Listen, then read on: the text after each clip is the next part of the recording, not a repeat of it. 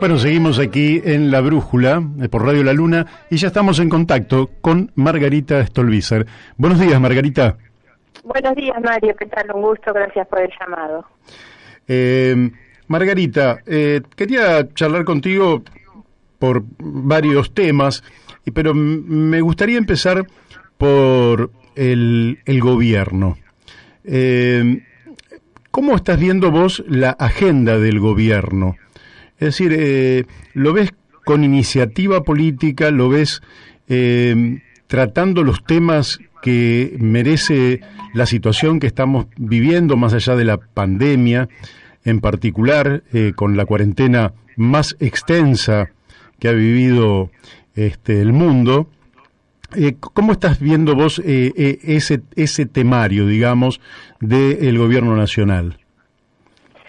A ver, no hay duda que el gobierno tiene iniciativa. Sin embargo, lo que veo es que la agenda que hoy tiene el gobierno, al menos la agenda de prioridades o lo que así aparece como con el máximo esfuerzo puesto en marcha, no tiene que ver con las necesidades, sobre todo de este tiempo que nos toca, y exactamente como vos decís, la cantidad de días que llevamos con las medidas de aislamiento social obligatorio, y sobre todo el impacto que esto tiene en el trabajo, en los ingresos de las personas.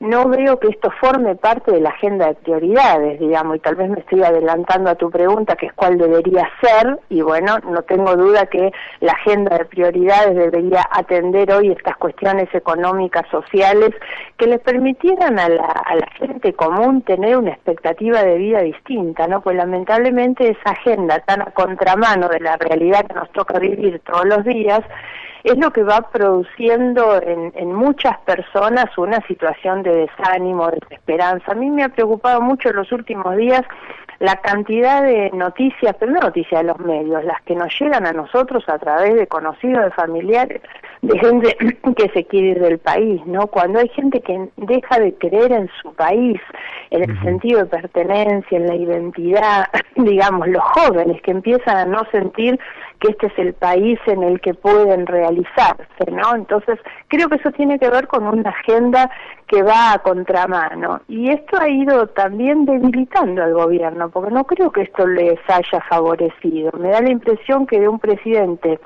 con una imagen fuerte, un liderazgo definido, claro, que transmitía tranquilidades en marzo, hoy tenemos un presidente realmente mucho más debilitado, con instituciones más precarizadas, una pérdida muy grande de credibilidad y de confianza de la sociedad en sus instituciones. Sí, da la impresión efectivamente que eso que vos señalas, es como que no hay un horizonte. La situación puede estar mejor o peor, pero siempre cuando uno tiene un horizonte, el esfuerzo vale la pena. Pero Exacto, si no hay horizonte, es como que el esfuerzo está tirado a la basura.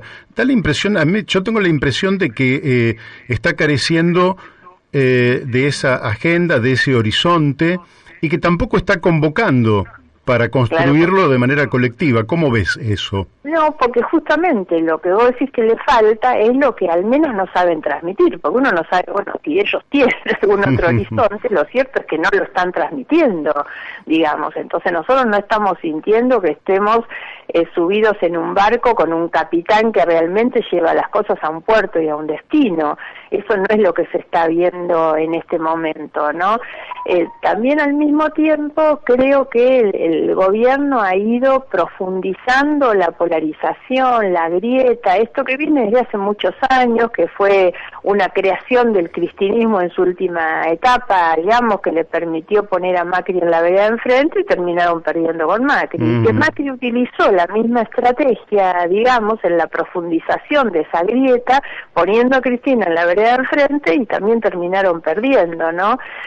Ahora, la grieta es un negocio rentable y el problema es que no se va a terminar mientras que sea un negocio político, electoral rentable para quienes lo expresan. Y este gobierno lo está expresando. Yo siento que en algunos temas van tan a las patadas, intentando obtener resultados a toda costa, y que eso empuja también a muchos hacia el otro lado, y esto complejiza naturalmente el escenario político, electoral, que es en definitiva el momento en el cual las personas se expresan, digamos, en algún sentido o en otro. Y hoy a mí lo que me preocupa mucho es esa pérdida de confianza incluso en los representantes, porque los políticos no somos otra cosa que los representantes, los intermediarios, digamos, del sentir de una sociedad que ha dejado de creer realmente que la política le está expresando, ¿no? Y es obviamente un mal que nos termina afectando a todos, aún sin estar en el gobierno. Claro. Ahora, también tengo esta impresión que antiguamente no sé, por lo menos hubo un tiempo, donde la política era oferta. Quiero decir que la política era un programa, era un proyecto, eran medidas, y ahora es como que la política se ha marketingizado y entonces se hace conforme la demanda.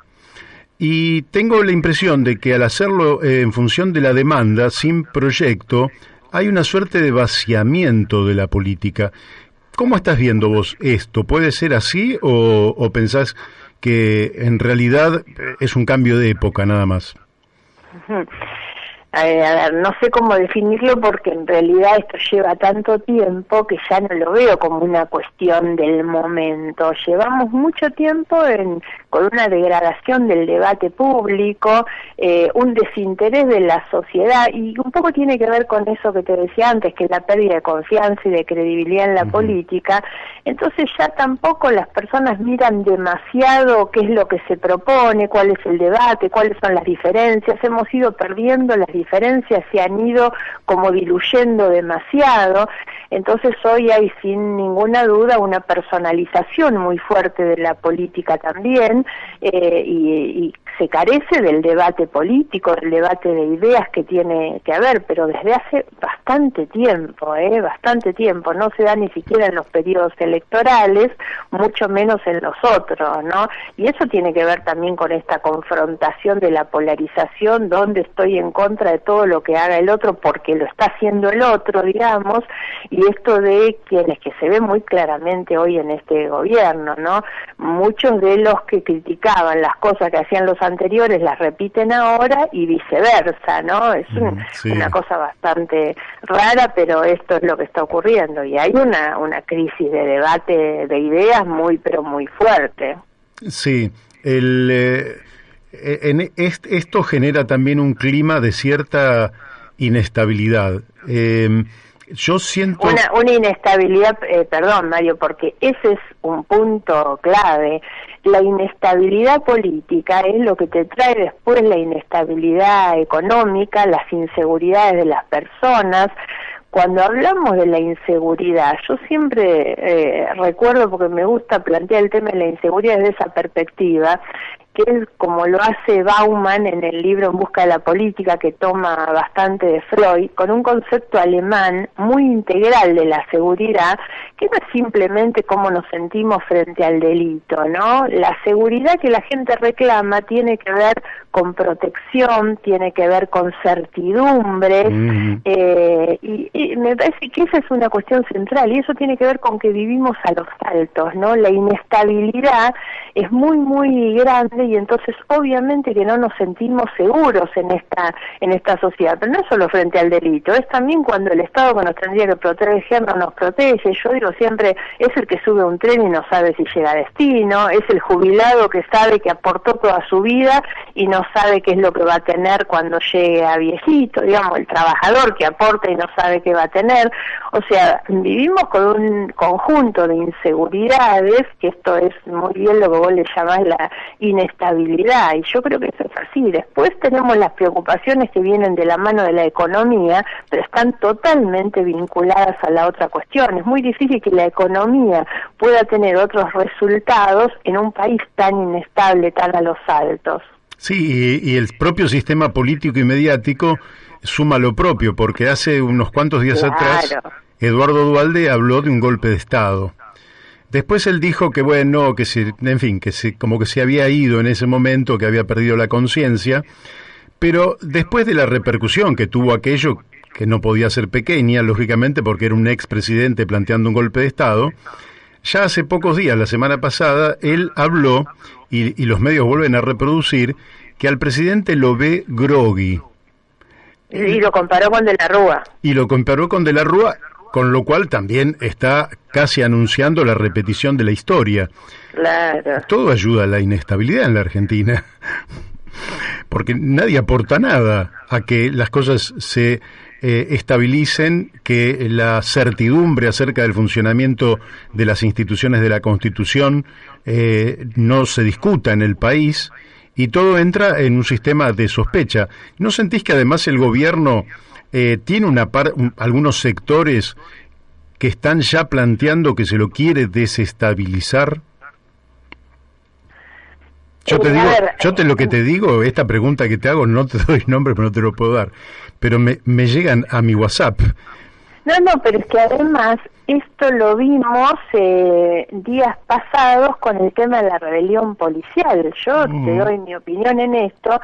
Me costó incluso muchas discusiones y mucho tener que pensar antes de emitir una declaración, como terminamos haciéndolo como Partido Nacional, por la enorme cantidad de declaraciones que habían que simplemente manifestaban el repudio por la manifestación de los policías frente a la Casa de Gobierno y un agravio, y salían a convocar que había que defender la democracia, una cosa como que los policías que estaban reclamando por sus sueldos miserables estaban ahí intentando un golpe de Estado. Se hizo una utilización de eso.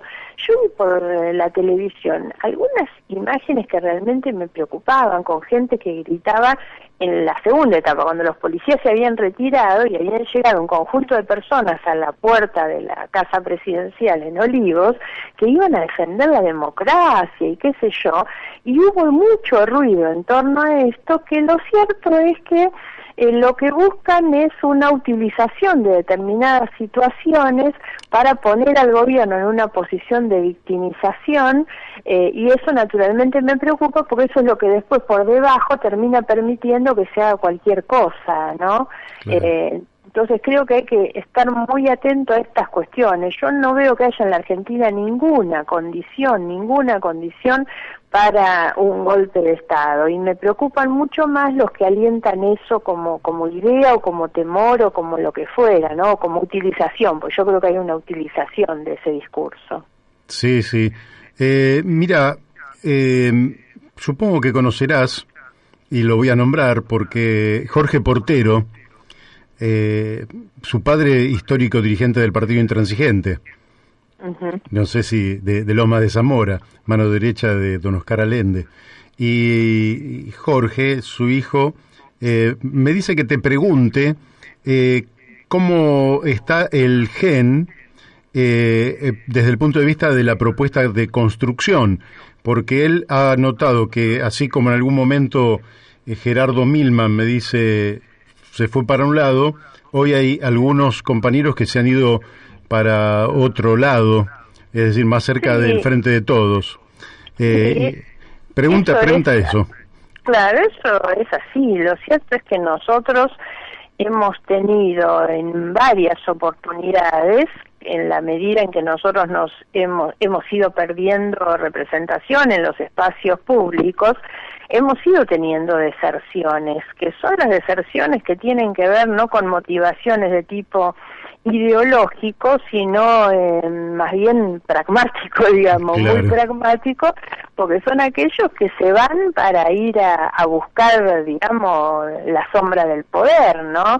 No son los que se van a su casa desencantados porque el partido traiciona las ideas, son los que terminan yendo con los que ganan elecciones, y nos pasó cuando ganó Cambiemos y tuvimos gente, vos nombrás a Milman y no fue el único, que se fueron en ese momento con Cambiemos, y hoy la gente que negociaba en otra cosa y termina yendo hoy a buscar el amparo de los que ganan, digamos. Estas son las cosas que se ven en la actividad política. Es lamentablemente muy difícil sobrevivir a estas cuestiones, y hoy tenemos un escenario muy, muy complejo para quienes queremos expresar fundamentalmente ideas, digamos, y sostener ideas sin claudicaciones y sin tener que arrodillarse frente al poder, ¿no? Marcando diferencias, como te decía antes, porque las cosas que están mal cuando las hacía el cristinismo, para nosotros estaban mal cuando las hizo el macrismo y vuelven a estar mal cuando las hacen estos. Entonces no tenemos un estándar para medir determinadas cosas según quienes estén en el poder. Y eso no significa, entre otras cosas, el costo de perder gente. Claro. ¿Y cómo se vuelve a recomponer un espacio que alternativo necesario? Porque el otro problema es que la última etapa del gobierno de Cristina fue la antesala de la derrota del 2015, porque el país ya estaba mal y la gente intuía que íbamos para peor. Se habían agotado las reservas del Banco Central, en fin, había una cantidad de elementos que llevaban a una situación de crisis. Gana con expectativa Macri, pero el gobierno de Macri en abril del 2018 se derrumba también porque entra en cesación de pagos.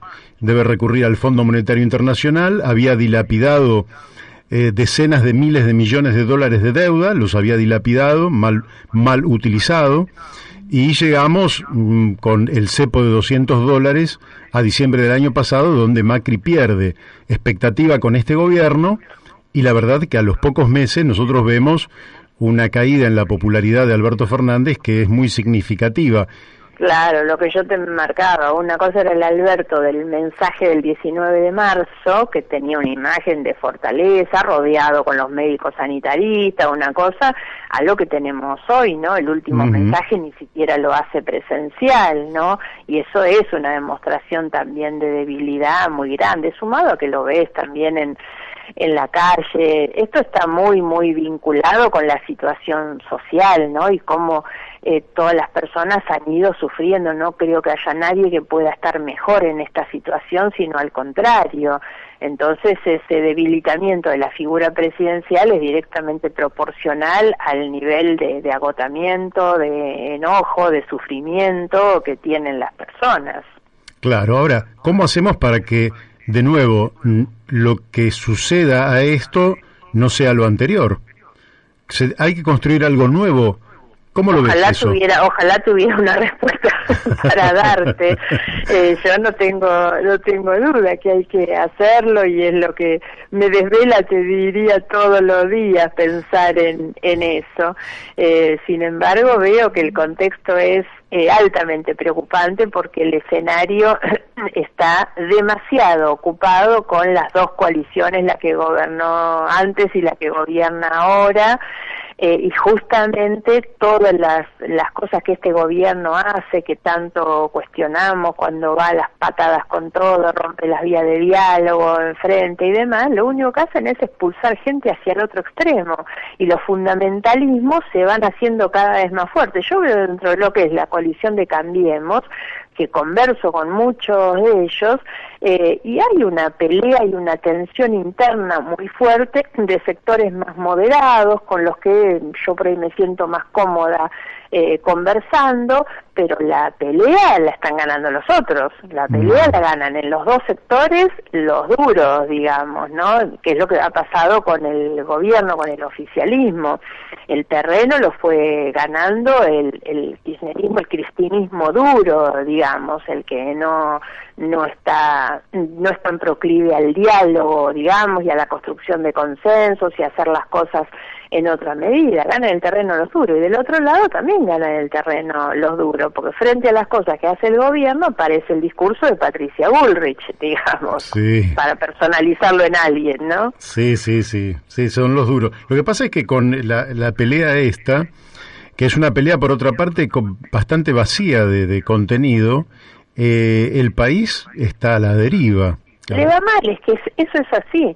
esa polarización tan dura, esa grieta tan fuerte, es buena para los que la expresan, que han llegado con esa estrategia a ganar elecciones, pero a la Argentina le va muy mal por ese camino, a la Argentina le va muy mal por ese camino. Ahora, cuando nosotros intentamos bajar un discurso de mayor equilibrio, de necesidad de consensos, del debate basado en ideas, y termina siendo funcional a este, funcional al otro, y no te aceptan, y hay como un rechazo justamente a las posiciones más racionales y más de equilibrio, como intentamos.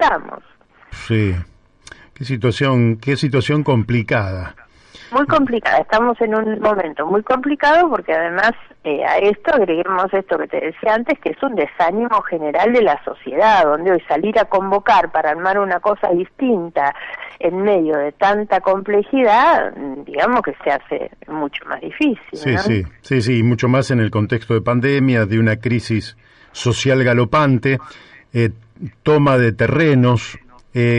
La última que te preguntó, ¿cómo estás viendo esta toma de tierras que en la Argentina vuelve a ser un sinsentido, porque un país con un territorio gigantesco, Claro. que no le podamos garantizar un lote de tierra para hacer una vivienda a una mamá con sus chicos, a una familia, a un papá, la verdad que es una vergüenza.